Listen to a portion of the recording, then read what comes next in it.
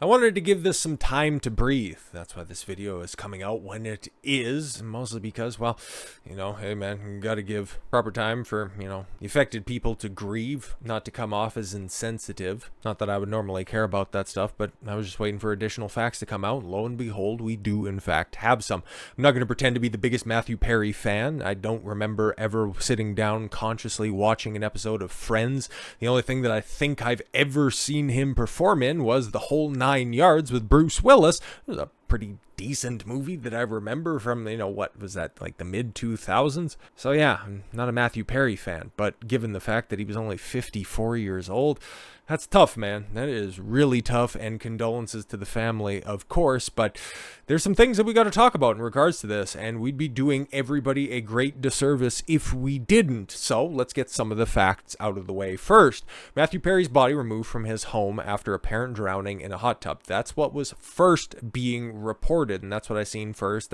Matthew Perry passes away 54 after an apparent drowning. It's like, oh God, that sounds terrible, man. It's one of those things. It's like 54 is super young, man. Matthew Perry's body was removed from his California home, where he was found dead in a hot tub on Saturday at age 54. Hot tub. Drowned in Los Angeles. Okay, that's where my interest starts to peak up a little bit, going, how do you drown in your hot tub? The late actor was stretchered into the coroner's van in front of his home in the Pacific Palisades neighborhood in LA late Saturday night. As the Post previously reported, the beloved Friends star was found dead after an apparent drowning. First responders rushed to the address after receiving a call reporting a cardiac arrest. Oh boy, that's when we start to get interested in again. A new and interesting development. Additionally, the Los Angeles Fire Department spokesman Brian Humphrey told CNN the call came at 4 p.m. For a possible water rescue emergency, and they arrived to find Perry unresponsive. Christ almighty, man. Like, okay, if you don't live alone, okay, or even if you do, get some basic first aid training, okay? Because if this was a simple drowning, like chest compressions, knowing how to properly do chest compressions, CPR, even still, if you're a little bit more advanced, could literally save lives. Please, I implore you, just get some basic training in first aid, for Christ's sakes. Authorities then put up tape across residence, and a white tent was spotted near the pool at the hot tub in Perry's backyard. His parents, Suzanne Perry and John Bennett Perry, who divorced in 1970, were photographed at the scene, along with Suzanne's husband, Dateline's Keith Morrison. Why do we need to name check all this stuff? It's just totally weird. But yeah, Matthew Perry's 911 audio dispatch released as distraught parents arrive at his home, which, God, man, man. I hear that that's the worst thing in the world, the parents burying their children, and especially, it's like, still, come on, man, this is tough, man, this is real tough. 911 dispatch call for Matthew Perry's death is revealing more details about the Friend alumni. Apparent drowning Saturday night, Los Angeles residence. In 15-second audio obtained by TMZ, a man can be heard saying the word drowning. Agent 23, Rescue 23, EMS 9 on the radio. In response to the drowning, the audio says, at times bleeping out certain words. As the Post previously reported, first responders rushed to the address after receiving a call reporting a cardiac arrest. TMZ reported Perry's assistant called 911. Perry was found dead. We know all of that stuff. Authorities then put a tape across the home as it's continued to investigate the matter. Law enforcement sources told TMZ that no drugs were found at the scene and no foul play was suspected.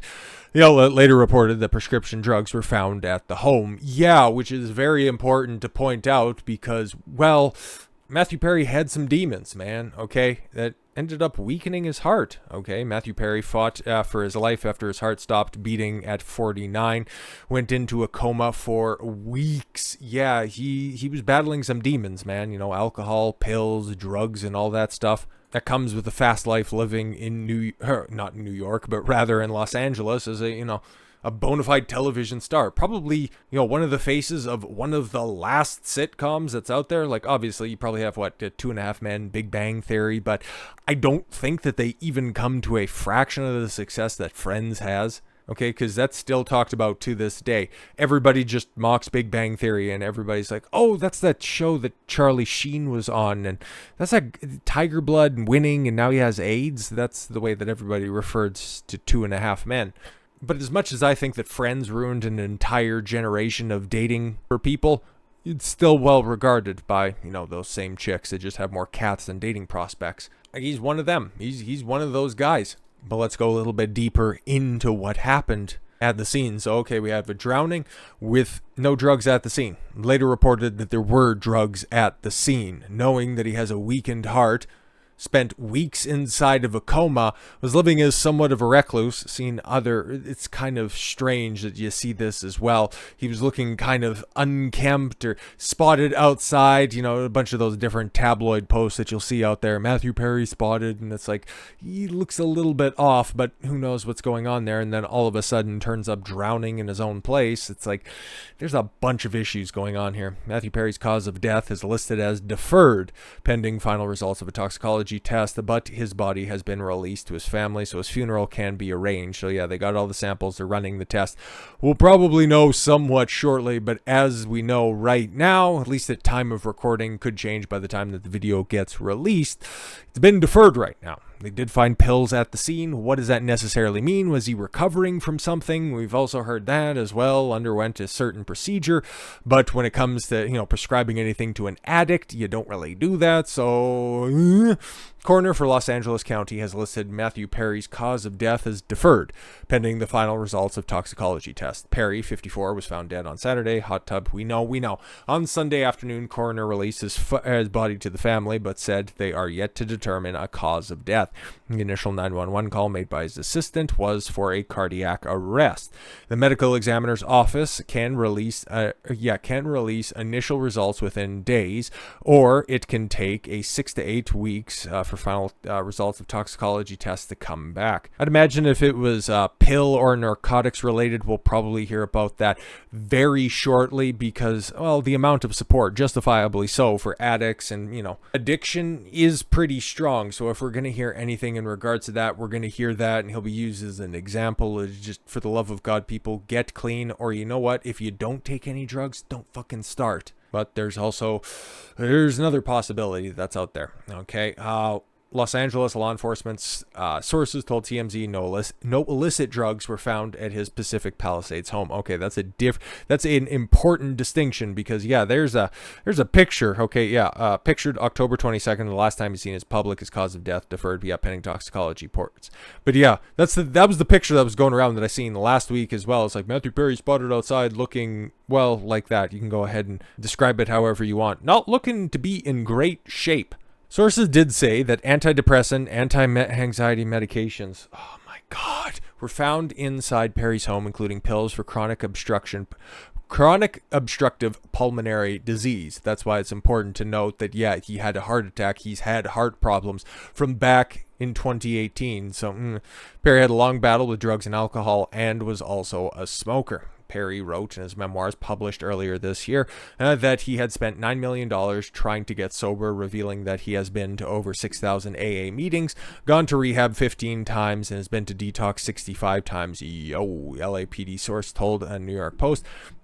We responded to an 1800 block of Blue Sail Road for a death investigation of a male at 4:10 p.m. this afternoon. He was in his 50s. And then, the 911 phone call and all that jam as well, which I don't want to play because that shit's, far too morose for me.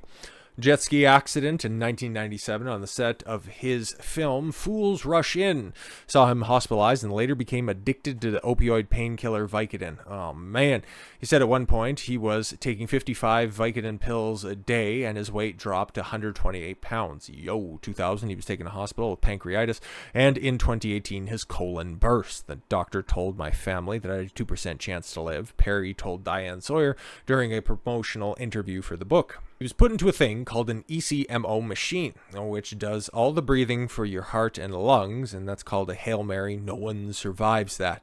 I would imagine that's probably an allusion to what we've seen with the headline earlier.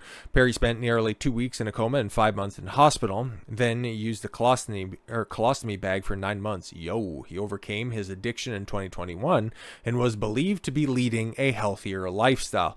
In his last post from his Instagram shared earlier this week, the star shared images images of him in a pool saying, "Oh, so warm, water swirling around makes you feel good. I'm Matt Man." Yeah, and then there's other things. It's like, oh, his last 7 Instagram posts were all about Batman. What does that mean? I don't know. Dark Knight Rises, Dark Knight Returns, Broken Batman. Like, what are we doing? Like, come on.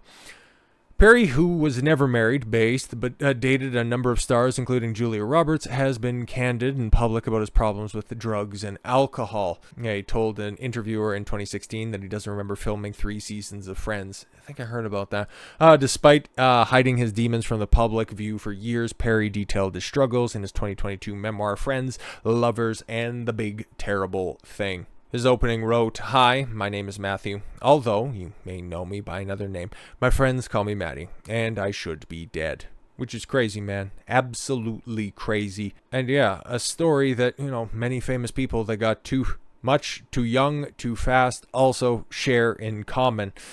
But then there's another thing that's out there that, a lot of people have been pointing out, and you know what? It's the big elephant in the room. And it's something that also should have come up at the same time that the likes of, Bray Wyatt earlier this year, Wyndham Rotunda, WWE wrestler and all that shit. If you don't know, that's fine. But he passed away. Also, cardiac arrest earlier this year. I'm just saying, man, if nobody wants to have that fucking conversation, okay, with all of the shit that we're finding out now, even with a certain medical professional who was leading the charge and was also in charge of putting certain regulations in place, who's about 5 foot fuck all, who's telling everybody it's safe and effective, is now all of a sudden coming out and saying, yeah, might have deleterious effects to your heart. We know Matthew Perry had a lot of health problems. We know he was a former addict. We know that his heart was compromised. And he was out there being one of the champions, trying to be a part of the cool kids club, trying to push a book. And we know how incestuous that market is. Can we have the fucking conversation already? Can we hold these people accountable? I would love to be a little bit off on this, okay? But I don't really think that the whole relapse narrative at the end is that great either. But if we don't get toxicology reports quickly and they're prolonged, chances are, I think a lot of people's perceptions of this situation, given the fact that it was his heart that gave out and then ended up subsequently taking on some additional water, and then as the early reportings of him drowning come to light a little bit more, we need to start holding people accountable, because we're going to be seeing this stuff for a very, very long time, and need to start warning people accordingly, because 54 is not old. It's not old at all. And a lot of people are going to be faced with this reality going forward, just thinking that they were doing the right thing, doing a good thing, making sure that grandma doesn't die, making sure that you don't get anybody else sick. But now we're living with the consequences of the lies that the experts told you. But like I said, I'd love to be wrong, but something tells me I don't think so. So with all that said, thank you all very much for the gift of your time. I've been Don Consuelo. I want you to follow your gut and get after it. Take care, everyone.